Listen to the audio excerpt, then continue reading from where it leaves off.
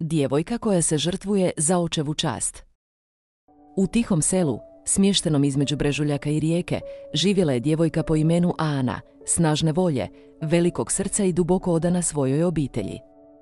Bila je očev ponos, a on njezin heroj.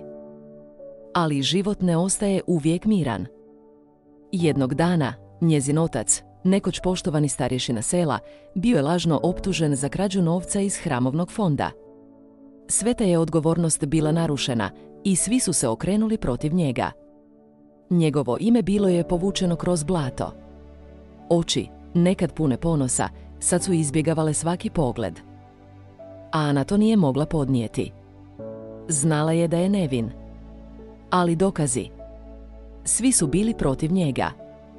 Pravi krivac bio je moćan, povezan i opasan. Reći istinu značilo je izazvati smrt. Zato je započela vlastitu potragu, tiho, riskirajući život kako bi otkrila istinu. Dani su prolazili. Pronalazila je tragove, skrivene knjige, tajne sastanke. I naposljetku imala je dokaz. Pravi lopov.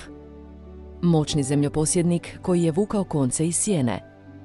Ali prije nego što je stigla iznijeti dokaze pred vijeće. On je saznao. Dao joj je izbor, šutjeti i živjeti ili progovoriti i riskirati sve. No Ana nije ustuknula. Ako jedan život može spasiti ime mog oca, tada sam dovoljno živjela. Sljedećeg jutra, Ana je stajala pred vijećem. Otkrila je istinu, svaki dokaz, svako ime. Selo je utihnulo. Zatim kaos. Ljudi zemljoposjednika pokušali su je ušutkati odmah ondje. U borbi bila je pogođena. Nije preživjela napad. Ali njezine riječi jesu. Njezina žrtva razbila je laži.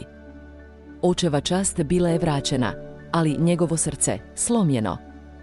I danas njezino ime uklesano je na seoskom zidu, Ana, djevojka koja je dala život za istinu, za pravdu.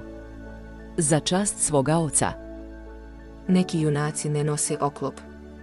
Oni nose ljubav, hrabrost i volju da sami stanu za ono što je ispravno.